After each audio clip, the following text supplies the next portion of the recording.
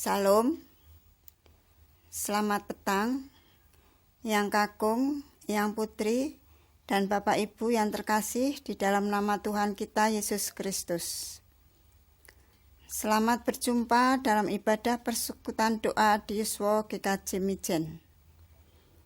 Saat ini, kita belum memungkinkan untuk bertatap muka, meskipun demikian, dengan melalui media elektronika daring ini, hendaknya jangan sampai mengurangi semangat kita untuk rindu dalam bersekutu, memuji dan memuliakan Tuhan, serta rindu akan sapaan firman-Nya.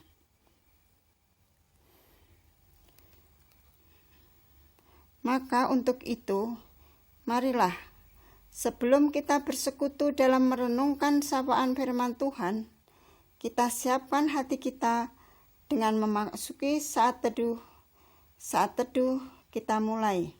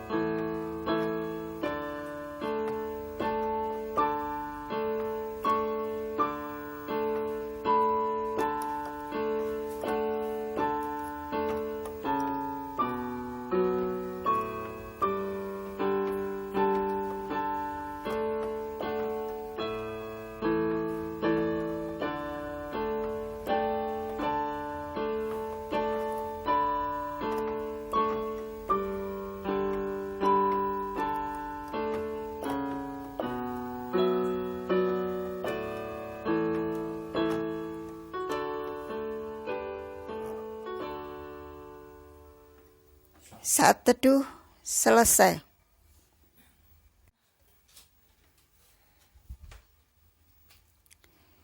Mari bersama-sama kita awali persekutuan doa kita petang hari ini dengan memuji memuliakan nama Tuhan melalui pujian dari Kidung Jemaat 17 bait 1 dan 7. Kidung Jemaat 17 bait 1 dan 7. Tuhan Allah hadir.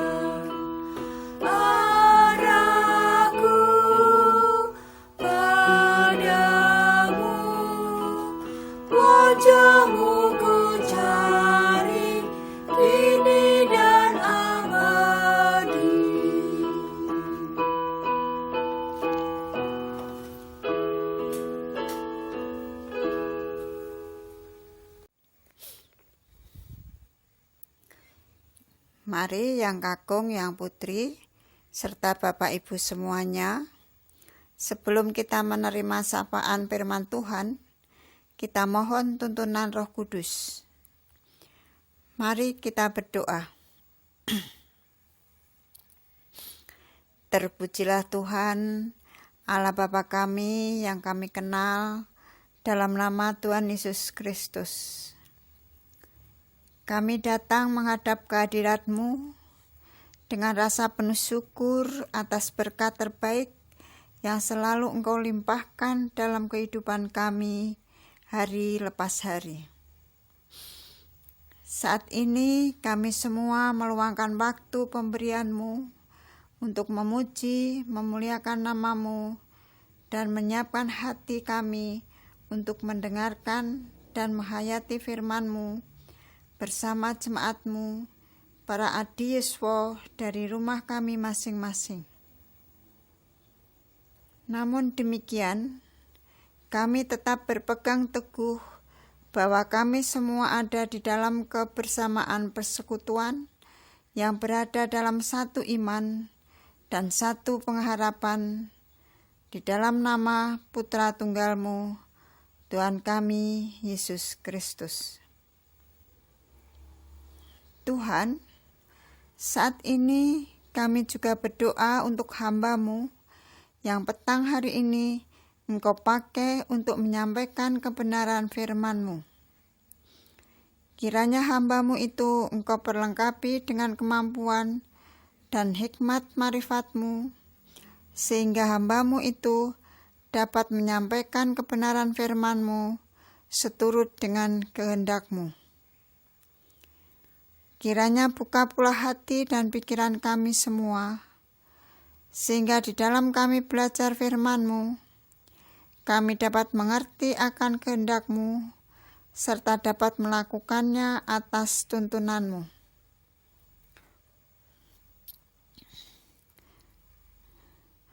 Ampunilah, Tuhan, segala dosa dan kesalahan kami. Dalam nama anak-Mu yang tunggal, Tuhan kami Yesus Kristus, kami telah berdoa. Amin. Selamat petang, Eyang Kakung, Eyang Putri, dan Bapak Ibu yang dikasihi Tuhan. Hari ini kita telah berada di bulan kedua tahun 2022. Meskipun kita sudah masuk ke bulan Februari, namun saat ini kita belum dapat mengadakan persekutuan doa secara tatap muka. Namun kita boleh bersyukur, meski secara online kita dapat bersekutu untuk memuji, memuliakan nama Tuhan, dan mendengarkan sapaan firman-Nya. Untuk itu, mari kita dengar sapaan firman Tuhan yang petang hari ini kita ambil dari Injil Yohanes 15 ayat 13 sampai 17. Yang selanjutnya akan kita renungkan bersama-sama.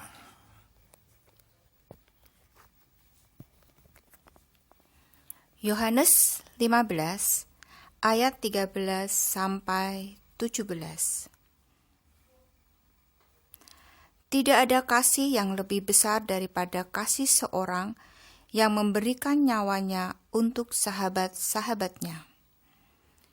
Kamu adalah sahabatku, jikalau kamu berbuat apa yang kuperintahkan kepadamu. Aku tidak menyebut kamu lagi hamba, sebab hamba tidak tahu apa yang diperbuat oleh tuannya.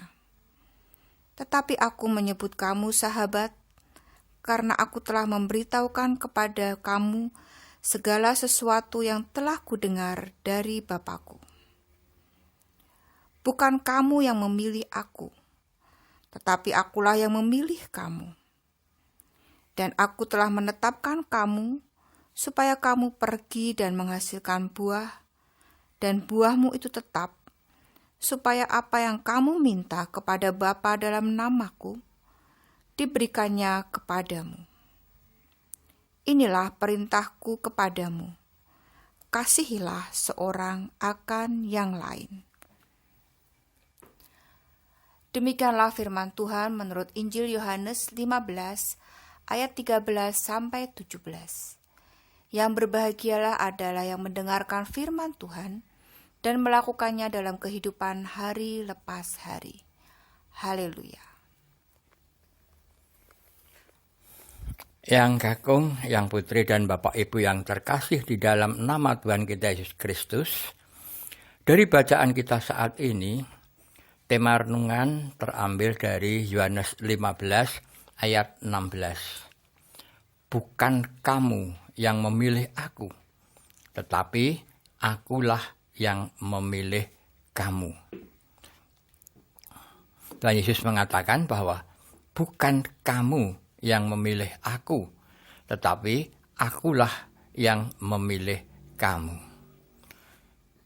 Yang kakung, yang putri, dan Bapak Ibu yang terkasih, dalam menjalani kehidupan di dunia ini, tidak mungkin kita itu akan sendirian. Siapapun kita pasti memerlukan orang lain sebagai teman atau sahabat. Namun, tidaklah mudah menemukan teman yang baik, apalagi teman yang setia di segala keadaan. Teman dapat datang dan pergi, dan itu adalah hal yang biasa. Teman dalam suka banyak, tetapi bagaimana dengan teman dalam duka atau ketika sedang susah? Nah, berdasarkan pengalaman hidup atau apa yang kita alami, tidak semua teman dapat membuat hati kita senang. Memang itu benar, seperti apa yang dikatakan dalam Amsal 18 ayat 24, dikatakan demikian, ada teman yang mendatangkan kecelakaan, tetapi ada juga sahabat yang lebih karib daripada seorang saudara. Ada teman yang mendatangkan kecelakaan, tetapi ada juga sahabat yang lebih karib daripada seorang saudara. Lalu bagaimana tentang kita? Berbahagialah kita, karena kita sebagai orang percaya. Kita patut bersyukur, karena kita mempunyai Tuhan Yesus yang bukan saja sebagai juru selamat hidup kita, tetapi juga menjadi sahabat sejati kita. Tuhan Yesuslah sahabat sejati kita. Dalam persahabatan ini, bahkan Tuhan sendirilah yang memilih kita menjadi sahabatnya. Bukan kamu yang memilih aku, tapi aku yang memilih kamu. Itu yang dikatakan oleh Tuhan Yesus. Bahkan Tuhan Yesus mengatakan, aku tidak menyebut kamu lagi hamba, sebab hamba tidak tahu apa yang diperbuat oleh Tuhannya. Tetapi aku menyebut kamu sahabat, karena aku telah memberitahukan pada kamu segala sesuatu yang telah kudengar dari Bapa-Ku. Sekali lagi, kata Tuhan Yesus, bukan kamu yang memilih aku, tetapi akulah yang memilih kamu. Dan aku telah menetapkan kamu supaya kamu pergi dan menghasilkan buah, dan buahmu itu tetap, supaya apa yang kamu minta kepada Bapa dalam namaku, diberikannya kepadaku. Itu tadi yang tertulis dalam Yohanes 15 ayat 15 sampai 16. Luar biasa Bapak Ibu, yang kakung dan yang putri. Di samping kita dipilih oleh Tuhan Yesus sebagai sahabat, kita juga ditetapkan supaya pergi dan menghasilkan buah, agar apa yang kita minta kepada Bapa atas nama Tuhan Yesus akan diberikan kepada kita. Yang menjadi pertanyaan bagi kita sekarang adalah, lalu buah apa? Buah apa saja yang harus kita hasilkan? Alkitab mencatat ada 5 yang harus kita hasilkan. Yang pertama, buah pekerjaan baik. Caranya dengan hidup layak di hadapan Tuhan serta berkenan kepadanya dalam segala hal dan memberi buah dalam segala pekerjaan yang baik dan bertumbuh dalam pengetahuan yang benar tentang Allah. Ini tertulis dalam Kolose 1 ayat 10. Dan yang kedua, buah kehidupan kekal. Caranya adalah kita percaya kepada Tuhan Yesus dan melakukan segala kehendak-Nya, di mana ibarat sebagai penuai yang bekerja di ladang Tuhan, mengumpulkan buah untuk hidup kekal, akan menerima upah. Sehingga penabur dan penuai sama-sama bersukacita. Ini kita baca dalam Yohanes 4 ayat 36. Dan yang ketiga adalah buah kebenaran.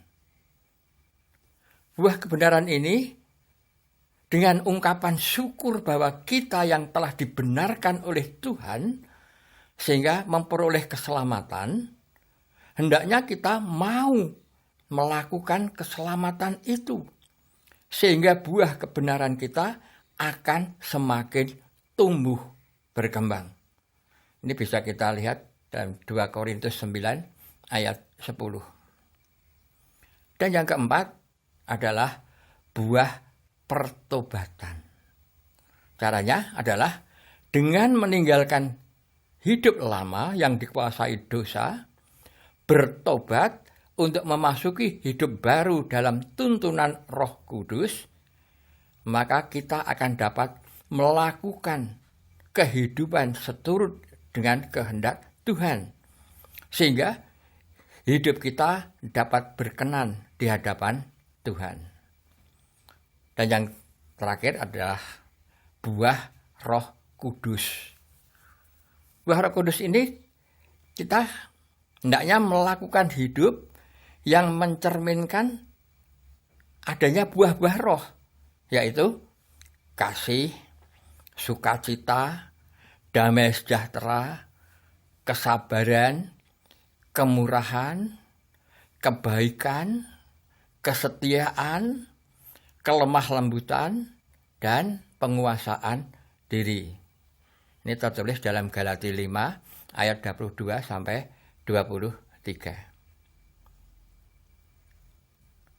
Sudah barang tentu, yang kakung, yang putri, Bapak Ibu yang dikasihi Tuhan, semuanya itu tidak akan pernah dapat kita hasilkan tanpa campur tangan dan penyertaan Tuhan yang menuntun dan melengkapi kita dengan hikmat-Nya.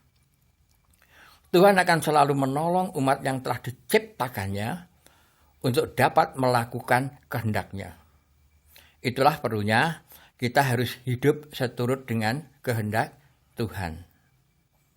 Kita tahu bahwa kasih karunia Tuhan sungguh luar biasa untuk menolong umat-Nya yang telah jatuh dalam kuasa dosa. Tuhan mengaruniakan anak-Nya yang tunggal mati di kayu salib untuk menebus manusia dari belenggu dosa. Tuhan Yesus rela mengorbankan nyawanya bagi kita.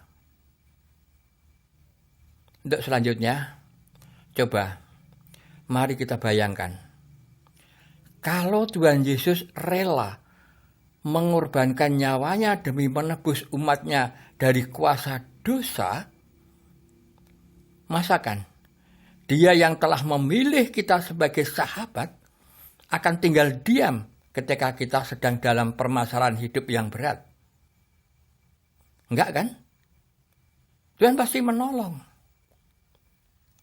Memang yang namanya teman, sahabat, dan orang-orang yang kita kasih di dunia ini sewaktu-waktu bisa saja pergi meninggalkan kita.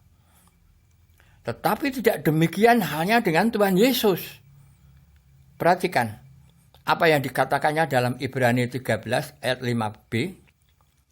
Tuhan Yesus berfirman, "Aku sekali-kali tidak akan membiarkan engkau, dan aku sekali-kali tidak akan meninggalkan engkau."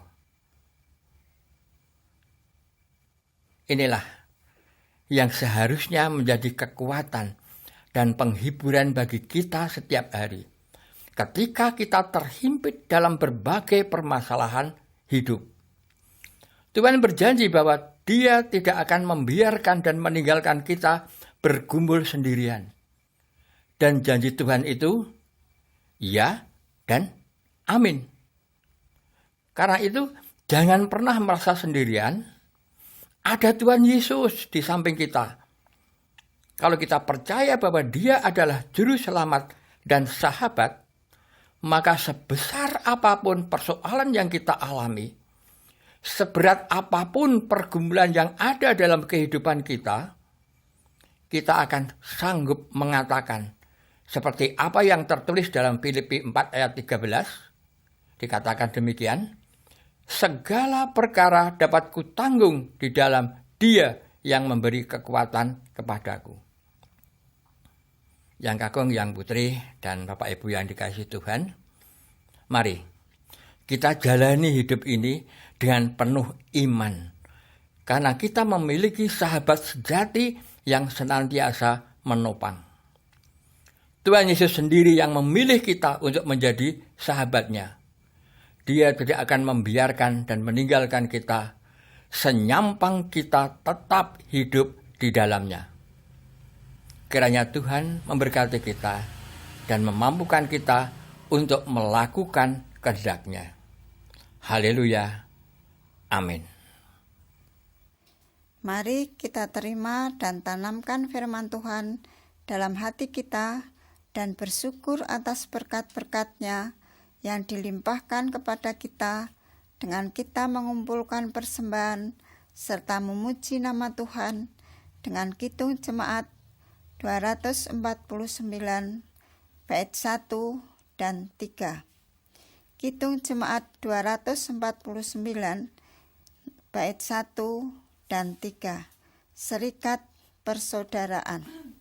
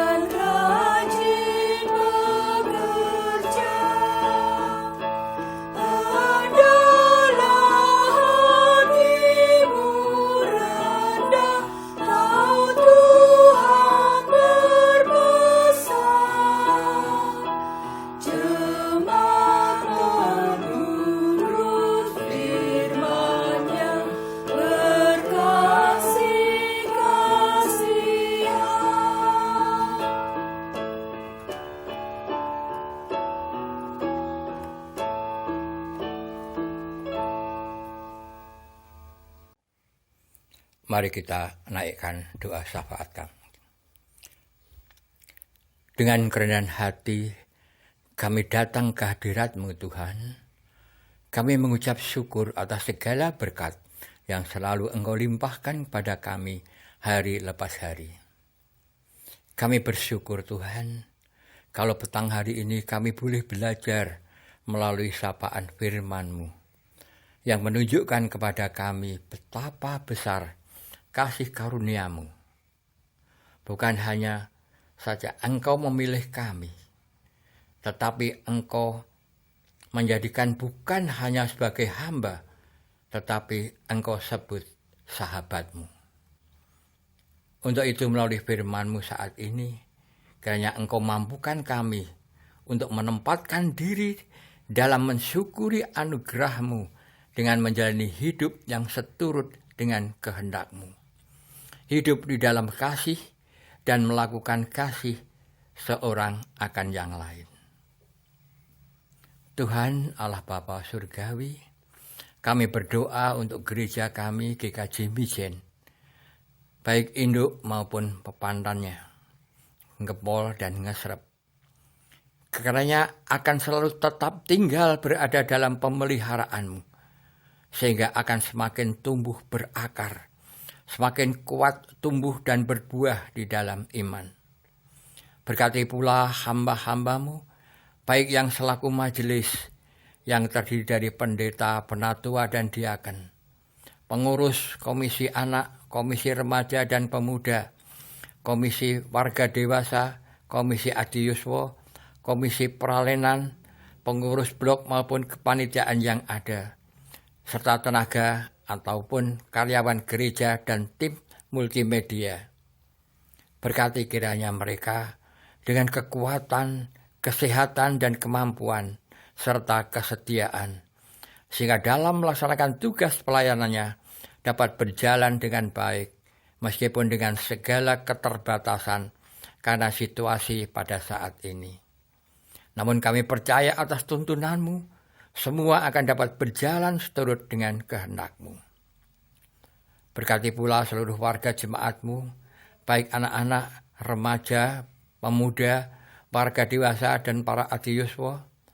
Berkati dengan kekuatan dan kesehatan, serta tercukupinya kebutuhan hidupnya.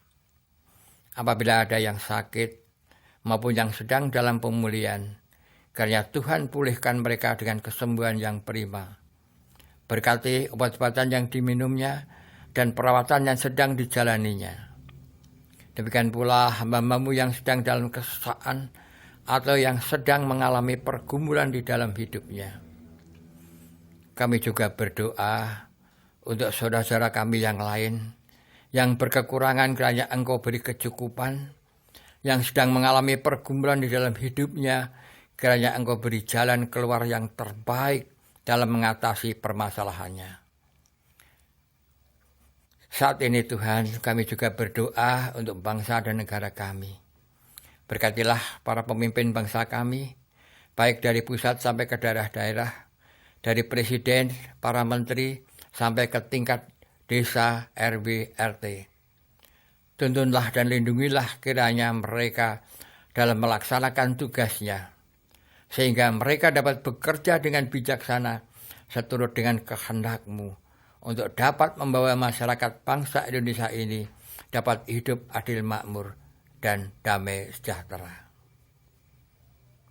Tuhan, kami bersyukur bila penyebaran virus sampai saat ini semakin menurun, meskipun diikuti dengan munculnya varian baru.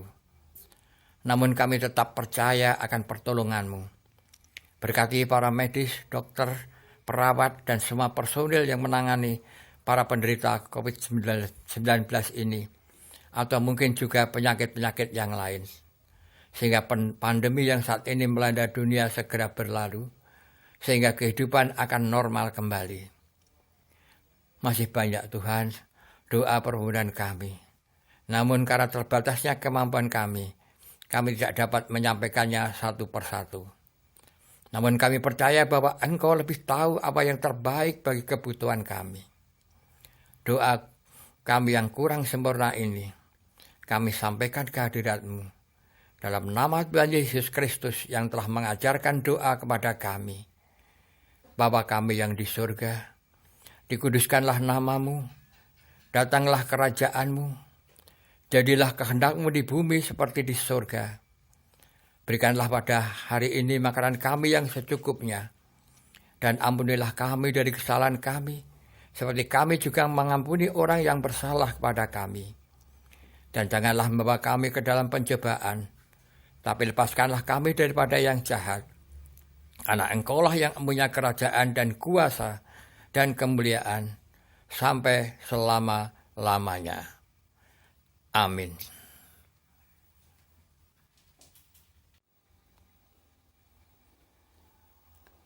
Yang kakung, yang putri, dan Bapak Ibu yang terkasih, mari kita tutup ibadah di Yeswa saat ini dengan bersama memuji nama Tuhan dengan nyanyian dari Kidung Jemaat 363 bait 1 dan 4.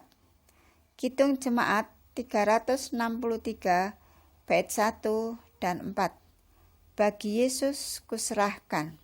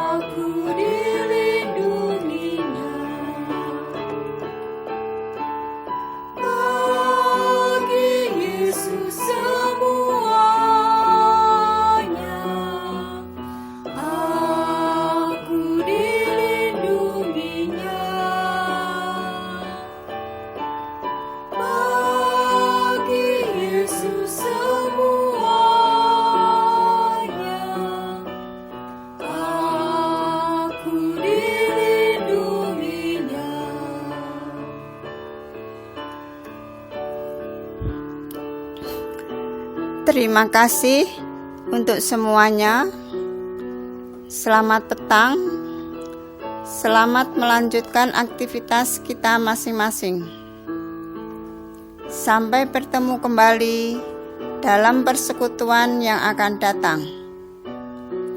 Kiranya kasih karunia Tuhan Yesus menyertai kita sekalian. Amin.